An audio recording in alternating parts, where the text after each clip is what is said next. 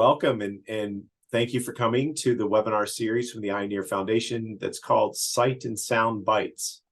So this bi-weekly webinar series highlights the research at the University of Pittsburgh School of Medicine.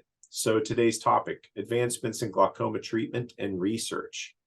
I know always a popular topic and certainly something we're working very hard on here at the University of Pittsburgh Vision Institute. I am Lothrop Snyder, CEO of the Eye and Ear Foundation, and the Eye and Ear Foundation supports research to advance care for vision, hearing, balance, voice, and cancers of the head and neck at the two world-renowned Departments of Ophthalmology and Otolaryngology at the University of Pittsburgh. The funds we provide from the Eye and Ear Foundation to support research are only made possible because of philanthropic support. We greatly appreciate the support that people have provided, those who are online and elsewhere, but also appreciate letting you know that that's a way that you can make a difference. For this little housekeeping for this webinar, chat is disabled. We will use the Q&A function, so you can go to that anytime and type in a question.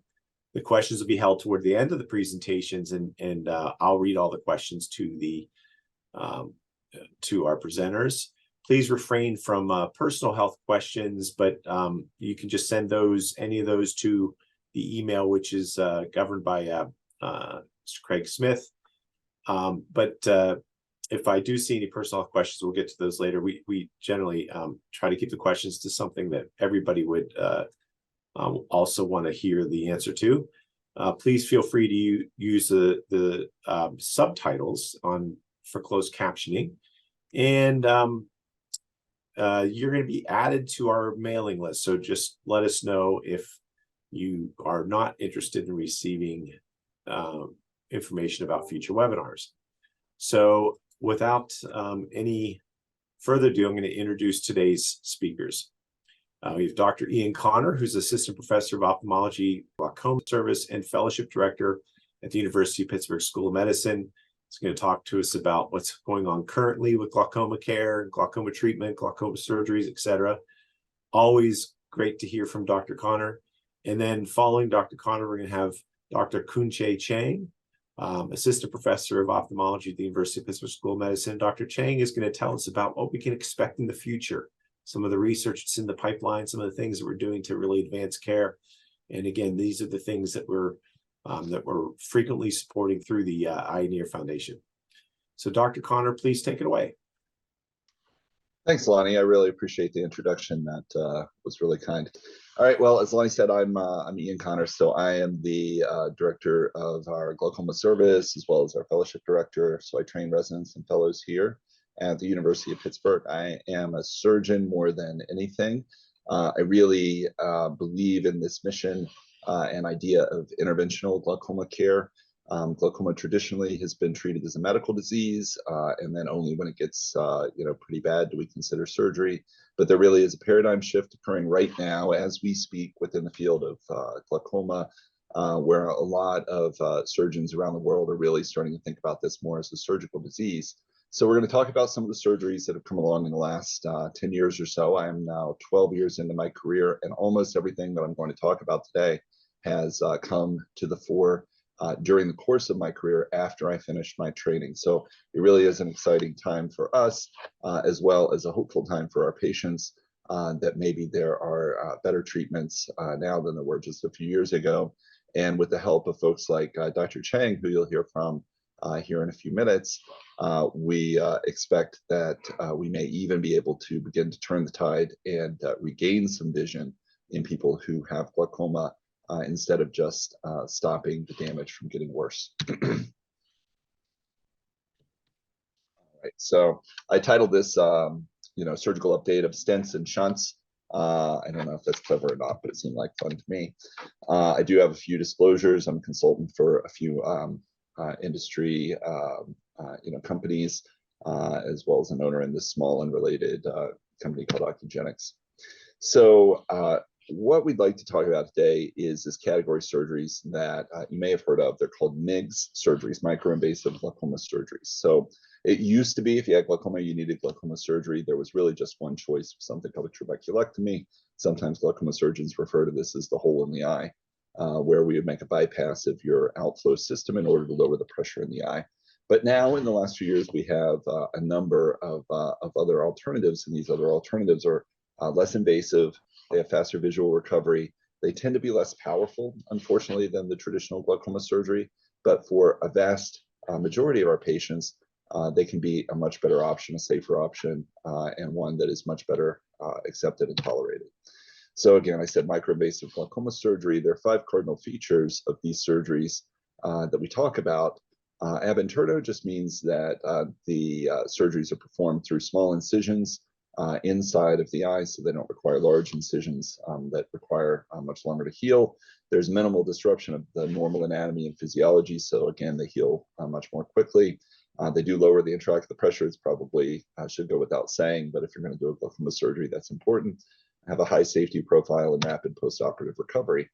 But another important goal is to minimize medication use. Topical medications that we use for glaucoma are not without side effects. There are systemic side effects that have been discussed and recognized, things like cardiovascular side effects from some of the medications, as well as topical side effects from using the medications on the eyes, redness, irritation, dry eye, and so on. And those can affect the ability of patient to adhere to therapy, to actually use the medications. They can have adverse effects on their life and quality of life issues. So there are lots of choices now in microinvasive glaucoma surgery, so much so that it can be dizzying even to the surgeons. And this is just a demonstration of some of the many, many choices. And these are all things that I have or currently perform. And you can see there are lots and lots of names, lots of jargon here. And the bottom line is that for a surgeon, and especially then for a patient, there's almost too much to consider.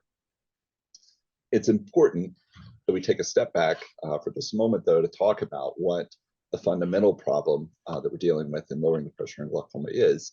In the eye, and I don't know if you can see my little arrow floating around there on the screen, but in the eye, fluid is made behind the lens, behind the iris by a tissue called the ciliary epithelium, and that fluid, that clear aqueous fluid, circulates through the center of the pupil and makes its way to the drainage canal of the eye called Schlemm's canal. So there's sort of a cover to this drain. If you think about the analogy like the drain in your kitchen sink, there's a cover called the trabecular meshwork. There's a pipe that collects that fluid. It passes through the cover called the Schlemm's canal, and then that pipe empties into a variety of smaller channels called collector channels. And when we do these surgeries, we're generally treating one or more parts of this drain. So that's sort of the hallmark of these microinvasive glaucoma surgeries.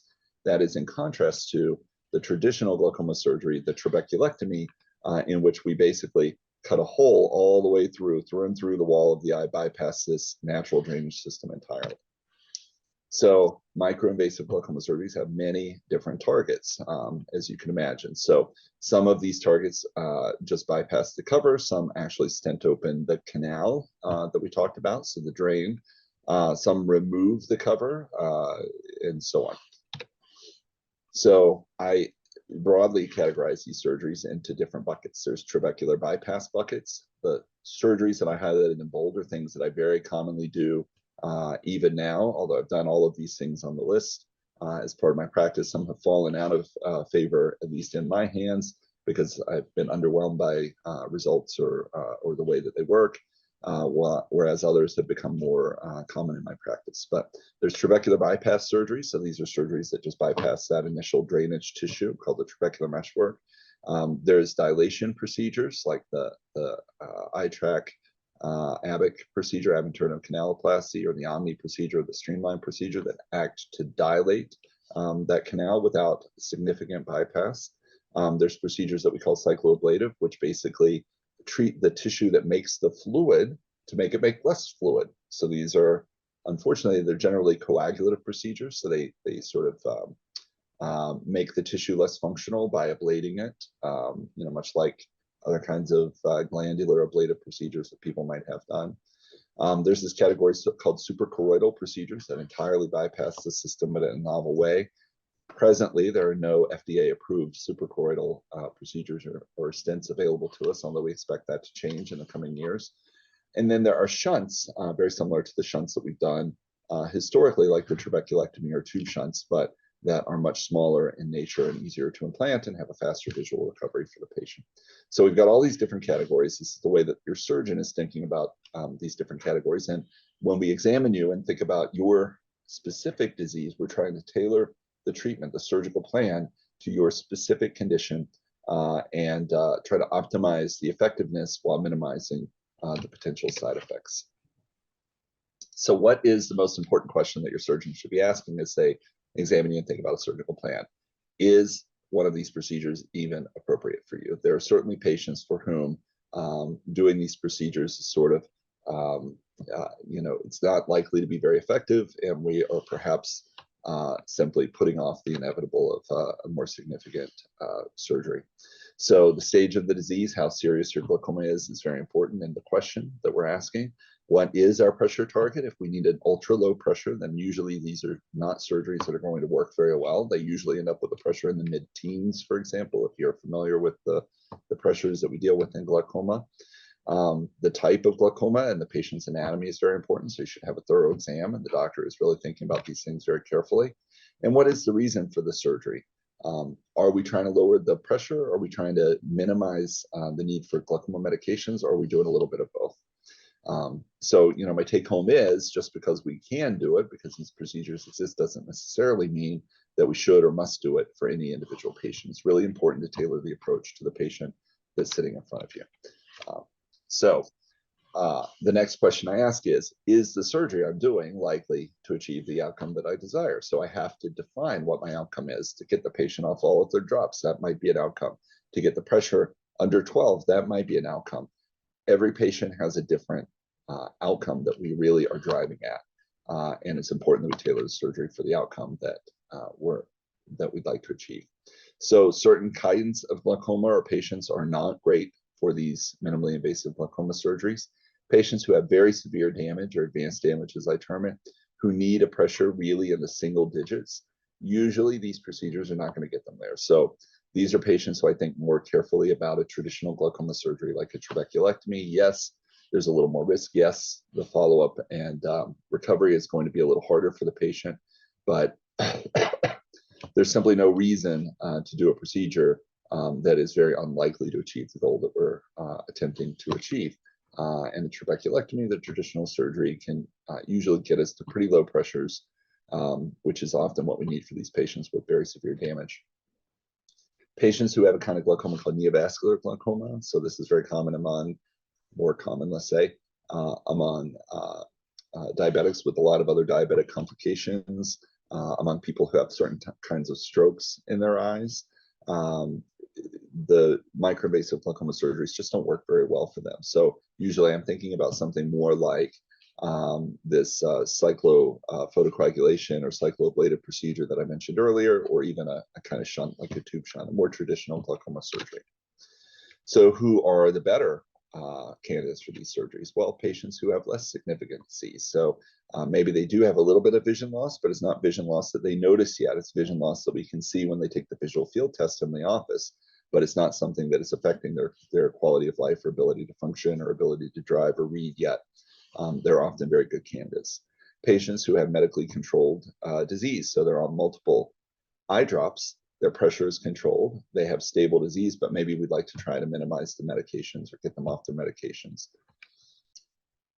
On the other hand, patients who have more severe disease can be candidates for these surgeries if they are medically controlled. So they're on medications and their disease is controlled, but we'd like to maybe try to minimize the medications, but they're not progressing, they're not getting worse, they're stable at this point. Or, as I said, if just now, if we're trying to minimize the medications because of medication side effects. Finally, patients who are undergoing cataract surgery, who are medically controlled, can be good candidates because it's an opportunity to maybe minimize their meds and decrease the likelihood that their glaucoma will get worse in the future.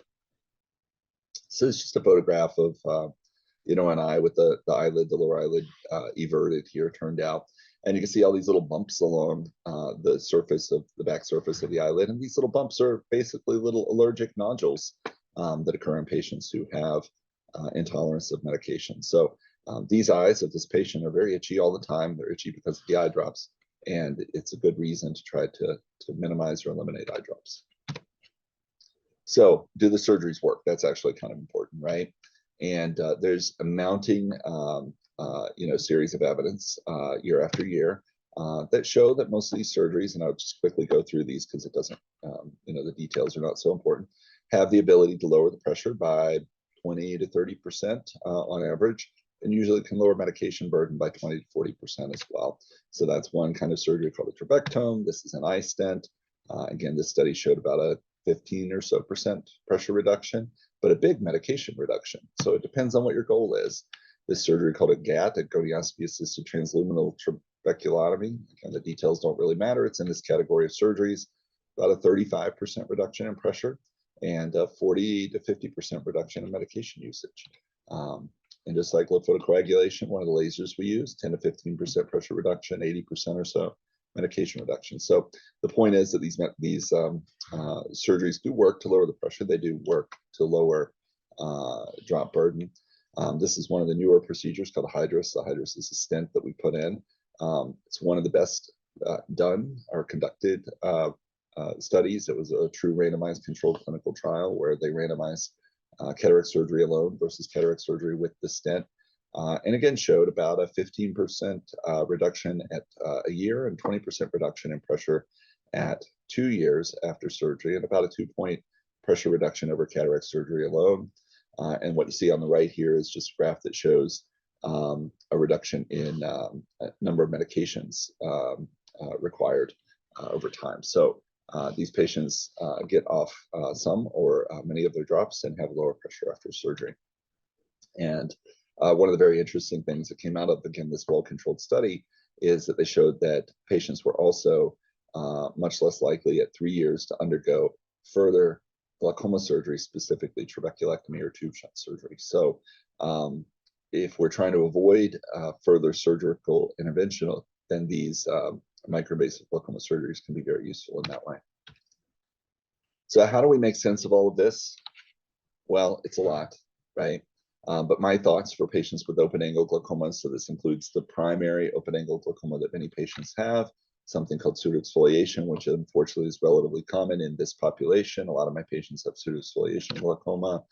Pigmentary glaucoma, you can see I like abbreviations, but I also like unpacking them with words. Steroid-induced glaucoma, low tension or normal tension NTG, normal tension glaucoma, and even patients who have uveitis who are controlled often do really well with either something called a viscocanalostomy. So that's a procedure where we flush out the drain and dilate the drainage canal that we talked about earlier in the presentation. And the devices are called an AVIC or an Omni. That doesn't really matter. But what I like about these procedures is that they can preserve most, if not all, of our other options for future intervention. We're not really burning any bridges. We have lots of options in the future. And I can unroof with a trabectome or a coat blade, one of these other procedures at the same time if I think I need an even lower intraocular pressure. A slight aside on this canaloplasty or viscocanalostomy procedure, it uses a catheter with a little light in it, which is kind of cool. And I showed you the picture there, the illustration ahead of the video, so you can see how this procedure works. So this is an eye. And you can see this little microcatheter. It's hollow on the inside. I can use it to dilate the drainage canal, Kun-Che canal. But first I have to thread it into the canal, and you can see it has this little LED light that blinks as I pass it all the way around the canal, so I know exactly where it is.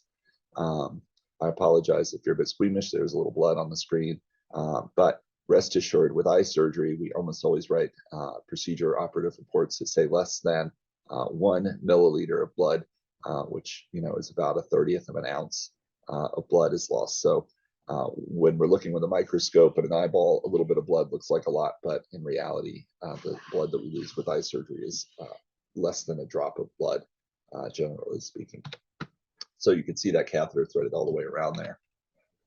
Now, that's for patients who either don't have a cataract or maybe they've already had cataract surgery. For patients who have a cataract, then it's an opportunity to improve their vision actually by taking the cataract out and maybe placing a stent in. So I prefer this hydrous stent. An eye stent is another option that a lot of surgeons like to use. In my hands, I feel like the eye stent is a little bit less powerful in intervention, so I'll use it in patients who have controlled disease. The eye stent looks like this. It's a little tiny stent. It's actually the smallest implant that we put in the human body in all of the fields of surgery. And it almost looks like a little rivet that fits into the canal, bypasses the trabecular meshwork. On the other hand, this stent that I generally prefer to use is called a hydrus, and the hydrus is 8 millimeters long, so it's much bigger. It's about the size of an eyelash. It's contoured to match the curvature of the drainage canal, and we thread it into the canal to stent it open and allow unobstructed access to the collector channels, the downstream channels. And here you'll see a video of me implanting an eye stent. You can see there's already a little opening through the wall of the canal there. And this stent is preloaded in an injector, and you see it thread right there into the canal. You can see how it doesn't look so shiny because it's actually behind the tissue there, behind the trabecular meshwork. And we just kind of tap it into position there. This material is MRI safe. It doesn't respond to magnetic waves. It is the same type of material that's been used by neurosurgery for stents inside the brain for decades. So finally, if patient has cataract surgery already, I think I already talked about the fact that I like that first procedure. The dilating procedure tends to work very well and can combine with an unroofing procedure if necessary, or with a laser to get the inflow as well for more severe damage. These are just two of the devices that we commonly use to open up the canal without a stent, so the trabectome and the dual blade. For patients who have narrow angle glaucoma, some folks out there might be familiar with narrow angle or primary angle closure glaucoma. Usually cataract surgery is a very powerful intervention for these patients, and I really like to employ it early. Goniocytic hemolysis just means peeling apart some of the scar tissue that can form, and again, the ECP is the laser. I usually will combine extra stuff like the laser, or even consider a trabeculectomy in patients with more severe stages of this disease, because the cataract surgery alone is often not enough in those cases. Endocyclophotocoagulation, I don't have a video of this unfortunately, is just a way to use a laser probe inside of the eye to treat the gland tissue that makes the fluid. There's very little collateral damage when you do it this way. And the processes, these are called ciliary processes, turn white as you treat them. So that's my endpoint, that I know that I've treated enough. For other types of glaucoma that are a little bit less common, glaucoma is called secondary angle closure. There's a syndrome called the ICE syndrome. There's patients who have neovascular glaucoma that has been treated to decrease the burden of neovascular disease, either with injections or laser into the eye, or for patients with inflammatory glaucoma. Usually these are not good procedures, and we consider a more traditional surgery like a tube shunt in them. So what about the Zen? Some of you may have heard of the Zen implant. I'll show a picture and a short video of the Zen here in just a moment. The Zen is also about the size of an eyelash, 6 millimeters long. It is made of collagen, so it's biocompatible, not metallic at all. And I like to use it in patients who have open angles with serious glaucoma disease. Sometimes they can notice that they've lost some vision. No prior surgery, filtering surgery like a tube shunt or trabeculectomy. Usually older patients have thinner, more delicate tissue, which actually works really well with this procedure. And patients who I'd be happy with a pressure in the low to mid-teens. So if I need a single digit, this is usually not the best choice. And the one warning here is that sometimes we do have to revise them because it's very non-invasive, so they're a little more prone to scarring. So here on the slide, you see an illustration of the Zen, as well as this non-FDA approved implant, which we hope to have in the next year or two, called a PreserFlow, which functions in a very similar way, but is a little bit longer. So I like this video because it's not a video of me implanting the Zen, which is sort of underwhelming, but rather opening up the tissue and revising a scar, removing some scar tissue around the Zen that has stopped working very well. So it's a nice video because you can see the size of the Zen is actually pretty small. You can see how it gets kind of like incarcerated or cased down into the scar tissue. And then the really cool thing here in a moment is that I'm going to inject some fluid into the eye, and you can actually see that fluid flow through the tip of the Zen. So you can actually see the thing working in real time, see the little droplets of fluid forming there. All right, so finally we'll wrap up with just a few comments about the external lasers. There's something called a micropulse diode laser that's come along in the last couple of years. My niche is patients either who have earlier stage disease because it's not as powerful, or in patients who are poor surgical candidates. Maybe it's a one-eyed patient and I really don't want to take any risk with this person at all, or can't tolerate any risk. It's a very safe procedure. Again, it's just not as powerful as some of the other things that we do, but it is very repeatable. So I certainly have patients who I'll repeat this laser for every year or so as necessary to continue to lower the pressure. So in summary, we've got lots of options. Not all patients are candidates for all procedures. This is a highly individualized approach now, but a lot of us, meaning glaucoma surgeons worldwide, really believe that this is the way, at least for now, until folks like Kun-Che, Dr. Chang, can lead us in the right direction toward restoring vision and restoring lost optic nerve fibers in the future. But for now, this is where we are. But again, it's really important to match the pathology and the patient to the procedure.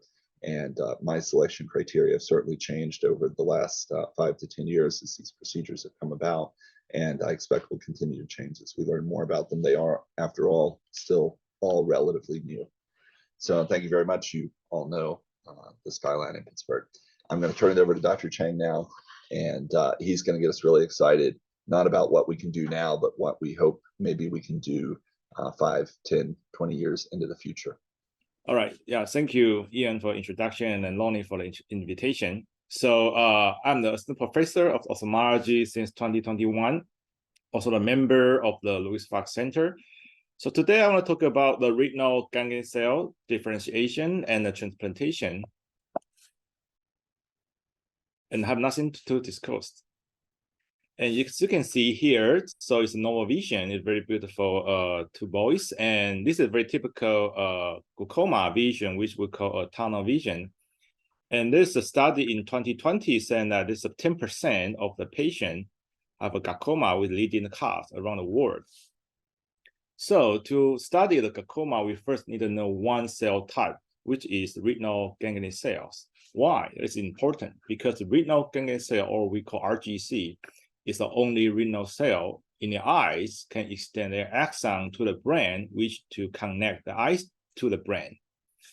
So in a glaucoma patient, usually they have a intraocular pressure elevation, although there are some patients is a non-IOP, non-tension glaucoma, but here we are talking about the IOP elevation case, which will form a cupping in the optic nerve head. Once the cupping form in the optic nerve head, will lead to axon degeneration and RGC death, and eventually have a vision loss. So what can we do for treating glaucoma? So in my laboratory, we have an experimental study going on. So first one, we are doing the gene therapy for axon regeneration, which is use a gene treatment in the endogenous RGCs using AAV and the associated virus infection.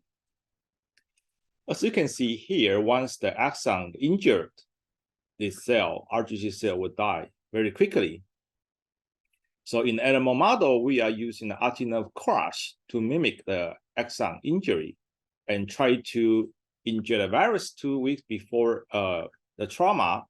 And then we will just study the axon regeneration effect 2 weeks after the trauma, optic nerve trauma. So in my laboratory, we are using a new novel factor we call TTTP3. This is the new molecule which we found in the eyes, the mouse retinal eyes, and we found that this is the important molecule to promote retinal ganglion cell differentiation. So we also want to know whether the molecule can promote axon regeneration after injury. So you can see the top one is a control treatment, which once optic nerve injured, this axon totally lost, because we can use the CTP555 as a tracer to look at the regenerative axon. At the bottom panel, you can see after treatment, you will start to see some new growth axon in the optic nerve dot. And the right panel, just the statistic, a bar chart showing that the blue one is the axon regeneration after TPPP3 treatment. You can see the significant increase the total axon number in the optic nerve. compared to the control treatment. And also, we also look at the retinal ganglion cell survival after this gene treatment. So as you can see here, so we use the RBPMS as the RGC marker to scan the RGC. You can see very beautiful RGC image in the mouse retina.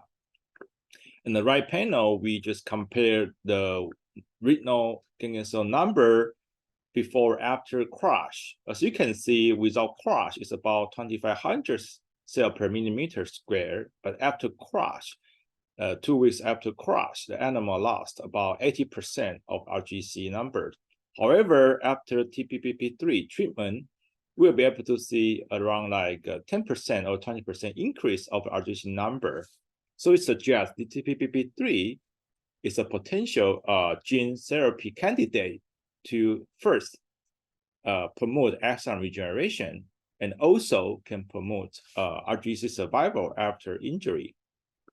So this is a cartoon just to tell you the overall gene therapy strategy. So we're gonna inject the viruses 2 weeks after before crush, and then we will collect the data to do analysis 2 weeks after crush.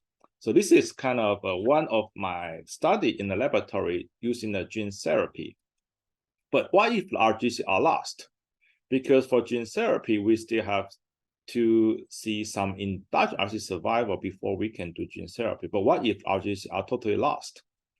So we can do a potential therapies, RGC replacement therapy, which is use the donor cell transplantation for RGC loss.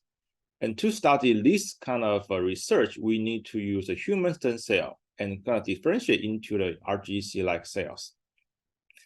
So it's pretty much what we are doing in the laboratory.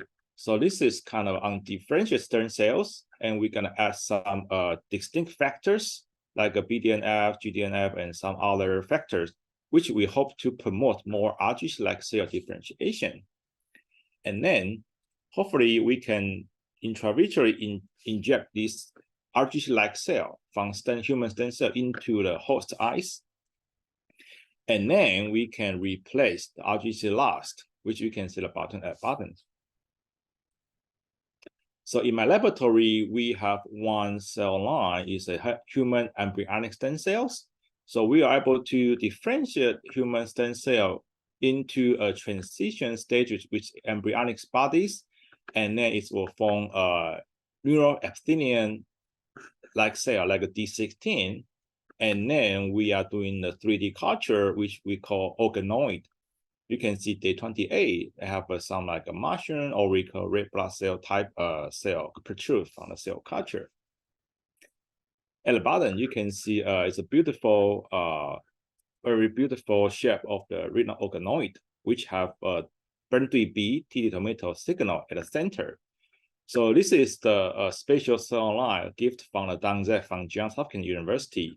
So in this cell line is a CRISPR-9 engineered cell line, which once the cell start to express BRN3B, which is RGC marker, we are able to see the TD tomato signal, which you can see in the center of the organoid. And we also do the cryo-section immunostaining. We were able to see the other retinal subtype like photoreceptor recovery. So in this organoid, we can start to study retinal ganglion cell differentiation using a human stem cell. So this is the 3D structure of the retinal organoid. You can see have a very beautiful RGC-like cell in the center, and also the photoreceptor and the edge of the organoid. And then we are going to do the cell transplantation. This is the previous study from my laboratory at Stanford, and so we do a 2D derived RGC stem cell transplantation in the rat eyes. You can see very beautiful GFP signal on the retina. And then also we do the cryo-section. We found that the cell can survive on the top of the ganglion cell layer, which labeled by RBPMS, and we also use the human nucleus to identify transplanted cells from human stem cell, or this is the endogenous rodent cells. So we use this kind to distinguish them up. And 1 month after transplant, we start to see some cell kind of grow into the ganglion cell there. So this is study in 2022. And now in my own laboratory, we want to use the retinal organoid dissociate cell for transplantation. So we have 2 models. One model is called vivo explant culture, which we just directly culture the organoid dissociate cell onto the retina, which you can see like here. So this is the stem 121 is a human marker. So because we are transplanting human-derived stem cell, RGC cell into the rodent model, so we want to distinguish the donor cell and the endogenous cell. So we use the human marker stem 121 to tell. You can see very beautiful neural outgrowths in this explant culture system. So at the bottom, we also intravitreally inject the organoid dissociate cell into the rodent eyes. So 1 month later, you can see very beautiful cell grow into the rodent eyes. And this is another image showing that our stem cell transplantation. So TD tomato, again, this is RGC-like marker, and the stem 121 is the human marker just to identify those cells are a really donor cells from the human stem cell. If we look closer, you can see very beautiful structure of this donor transplanted cell, have a very beautiful neural outgrowths, and also express RGC marker, and is also confirmed is the human cells. So this is the future work. We hope to see the 3D structure by the donor transplant into the endogenous layer. So using this technology, we hope to see whether they can integrate each other very well. So this is a 3D image from our current study from the endogenous RGC. And also we want to ask, do donor RGC integrate into the visual circuits? This is the most important part of the study because we want to know whether they survive and whether they are integrated. So in this study, we use the one indicator we call chaos indicator to know whether this donor cell integrate into the visual circuits. So the idea is to infect the donor cell with the chaos indicators. So when the donor cell connects to the visual circuit, it will start to be fired, and we can see some signal like here. I'm going to show you, this is the mouse retina inject with this indicator, and we turn on and off with the UV light.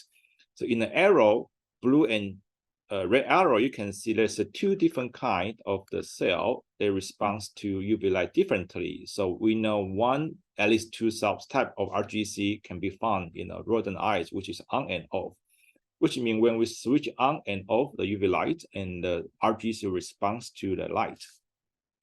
So we have previously do the primary RGC transplantation into the rodent eyes, and we infect the donor cell with the chaos indicator. So we were able to see the primary RGC donor cell respond to the light, which means this kind of a transplanted cell already integrate into the endogenous region circuits. So once we turn on and off the UV lights, these donor cells can start to fire by the signal. So our future goal is to do the same thing to our human donor cells. Hopefully, we can transplant human stem cell-derived RGC into the host eyes, and they can really connect to the endogenous visual circuit. So this is how did I do for this kind of integration study. So we need to have one OCT, FA, and it's pretty much we just put a rodent on the system, and we can start to observe the visual circuit. So although lots is going on, but there are still some challenges, and we are going to do some future work for the gene therapy. So long distance axon regeneration is still needed. As I shown previously, we start to see some regenerating axon. However, they are only limited to the very short distance. To be able to connect to the brain, we need to have a long distance axon regeneration in the future. So what can we do? There's some unknown molecule has been shown a very beautiful axon regeneration capacity. So in the future, we cannot do the cocktail therapy to combine our own gene with established gene. Hopefully, we can see a long distance axon regeneration, not just in the optic nerve, but also in the brain.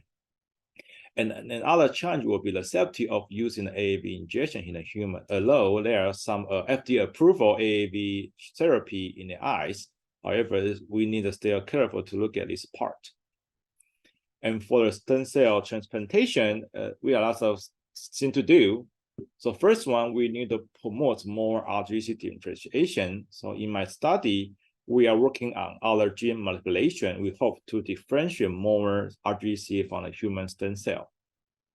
And second, the synaptic connection, as I mentioned before, is the most important part for the stem cell transplantation, because we really want to see this donor cell have function. So we will look at the synaptic connection in the future. And also, my current study just transplant the donor cell into the healthy host eyes. So in the future, we want to do the injury model, such as optic nerve crush or IOP elevation model, which we have been using the silicone oil injection in the eye to induce IOP elevation.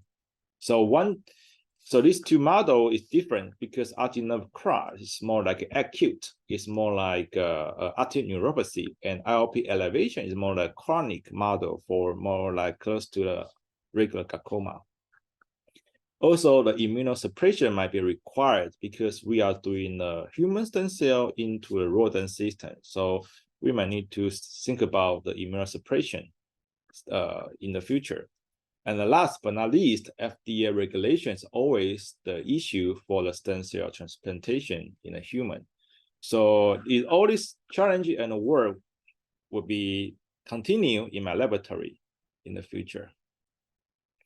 So I want to thank all the members, graduate student, lab technician, and also the lots of good friends and collaborator in my department, Taka, Isam, Xiaohua, and Larry, and also my mentor and collaborator in department, and then also my previous training institute at Stanford and UCSF, Johns Hopkins, and Austin, and also all the funding to support my current study. And this pretty much my laboratory work, and hopefully we can get more data in the future. Thank you for your attention. Thank you both. A lot of stuff to unravel because obviously glaucoma is very complicated, isn't it? It's something that either whether you're treating it now or whether you're trying to solve problems that we're trying to understand about glaucoma, the potential answers for the future are very complicated, it seems. One clarification I'll start with, and for you, Kun-Che, is really you're talking about two different potential things in the future. You're talking about both the potential of a gene therapy having an impact on glaucoma, as well as the potential of a stem cell therapy, and you're kind of looking at both of those, or is there potential for both of those to be used in concert, I guess? Yeah, so for, I would say, gene therapy, like I mentioned earlier, is more like to optic neuropathy or other earlier stages of glaucoma, because we try to extend the axon regeneration before injury, right? Like once in our animal model, once optic nerve injured, the RGC will lost very quickly. Yes, once RGC totally lost, it's no way we can do the gene therapy. We need to do the transplantation. So these two different aspects just can also apply to different kind of a disease. So gene therapy is more like optic neuropathy, but also glaucoma is kind of a part of the optic neuropathy, right? Because the axon is gonna die and the RGC lost. Yeah, but for stem cell therapy, we hopefully one day we can really use into glaucoma disease. Yeah. Excellent. So let's get to some of the viewers' questions here. We have a few, and please, this is also a good time if you're thinking of some questions for Dr. Connor, Dr. Chang. Please send them in to us now, and I'll read them and get you answers. So the first question, and I think Dr. Connor, you're gonna have to take this, is a question about the status of Purdue beyond glaucoma treatment. I'm just wondering if the trials have failed or if they've been able to find anything beyond 2021. Sure. What do you know? Yeah, I mean, first, I can sort of describe what the BioNode treatment is. So it's a contact lens that the patient would wear. and there's a small amount of current that is stimulated through this contact lens into the wall of the eye. The contact lens makes contact with the tissue just overlying that drainage canal that we talked about, the Schlemm's canal, causing the tissue around the canal to contract and sort of mechanically stent the canal open. Okay, so it's very similar to some of the ideas and concepts that I discussed, where I might flush through some viscous material in order to dilate the canal, or use a kind of laser, that micropulse laser, which has a similar effect in causing the tissue around the canal to contract and hold it open. But this uses an electrical stimulation to do that, and that the patient would wear the lens and the electrical stimulation would be delivered throughout the day. So I don't know the answer to the bigger question about whether, what the status of the trial is. I know in North America, it's being conducted at Prism Eye Institute, which is the University of Toronto, by the principal investigator, is a guy named Ike Ahmed. So you might have seen the name Ahmed on the first slide or second slide that I showed. So Ike is really a pioneer in this new phase of interventional glaucoma, and in a lot of ways is sort of our Pied Piper. So he's a brilliant guy. He's running that trial in Toronto. I'll have to ask Ike the next time I see him what the status of the trial is. I can't imagine it would have been stopped for any kind of safety issues. It seems like a very safe device to be used.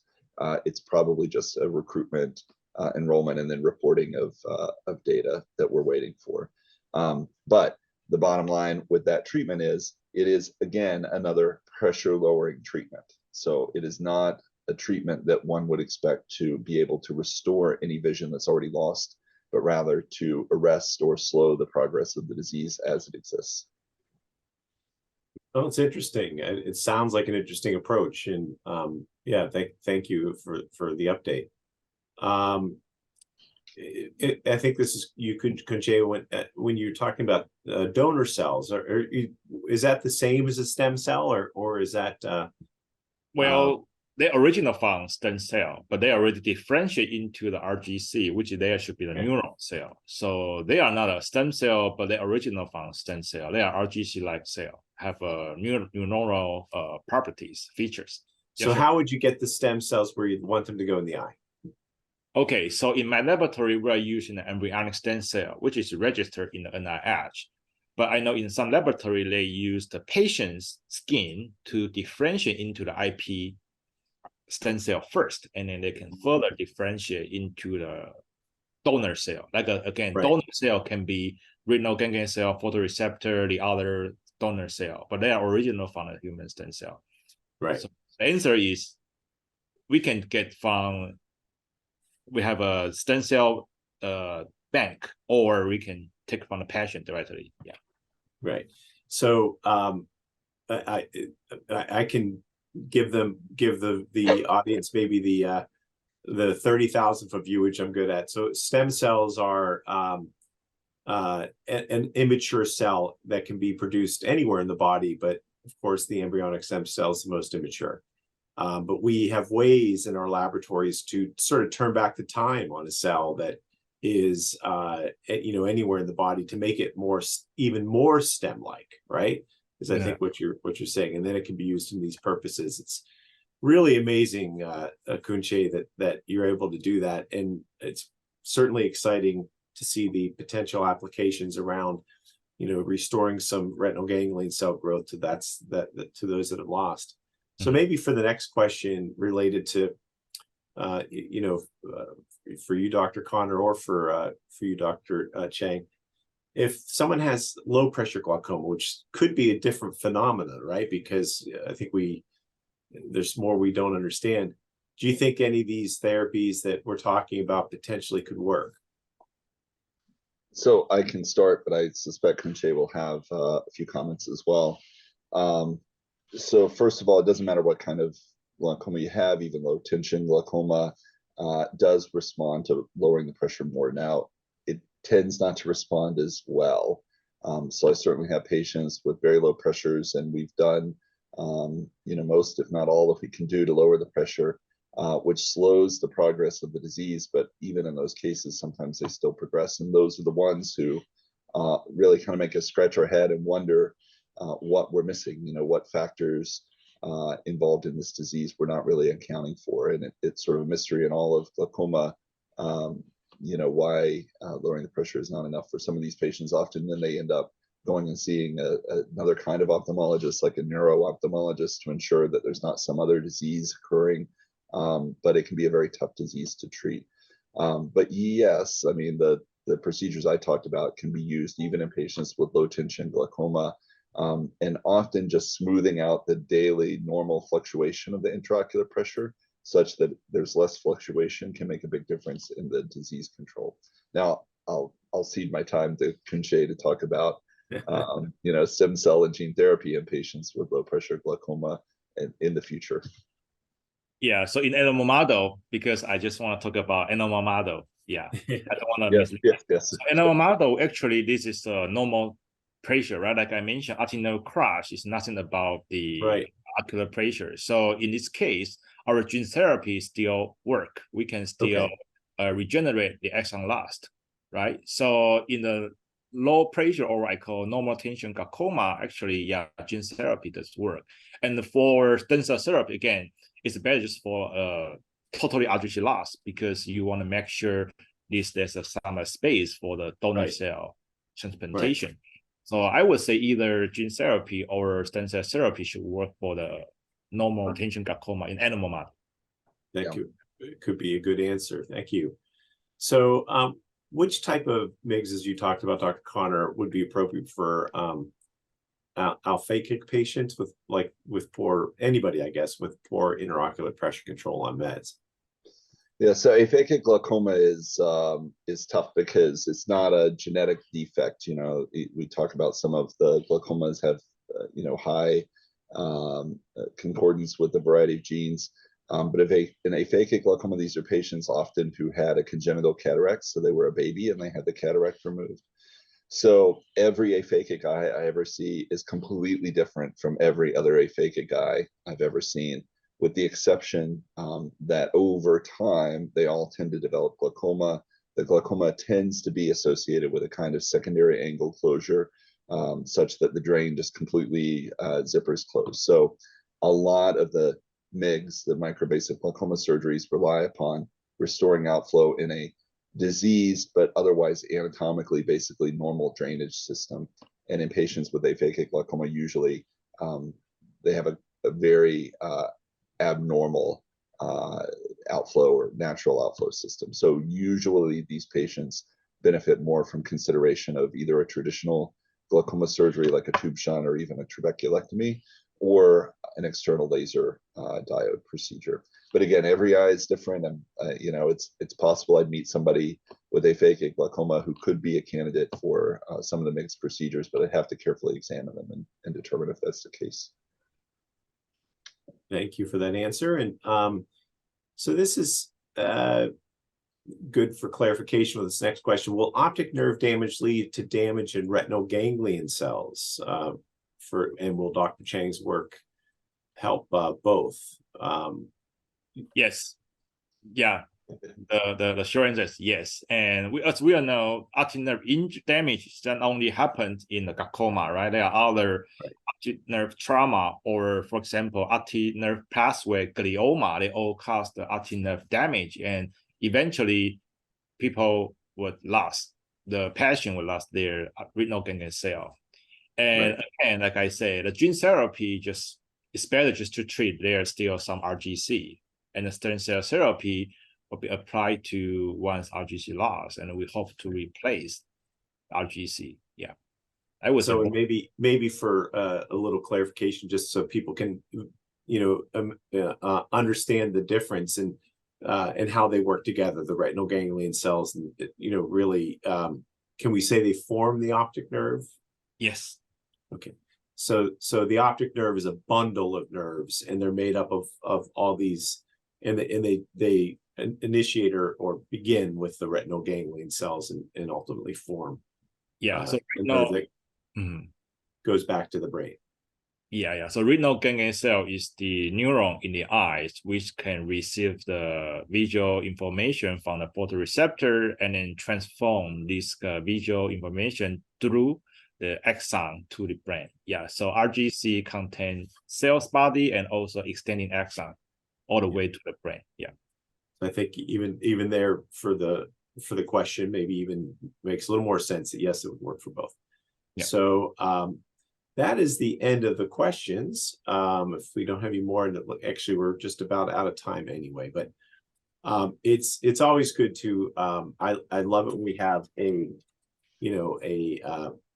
strong clinical presentation, all the things we get to catch up on and get to hear some of the exciting things going on.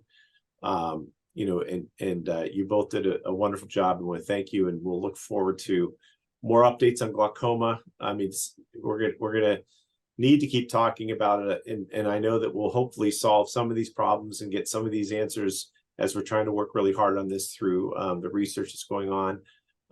But as you understood from the presentation, it's a very complicated condition, one that happens, and people lose vision in many different ways because of the complicated nature of the condition itself. So they'll unfortunately be, we'll have to tackle these problems one at a time as we move forward, but certainly patients will continue to benefit as we do. So thank you, and have a great rest of your day.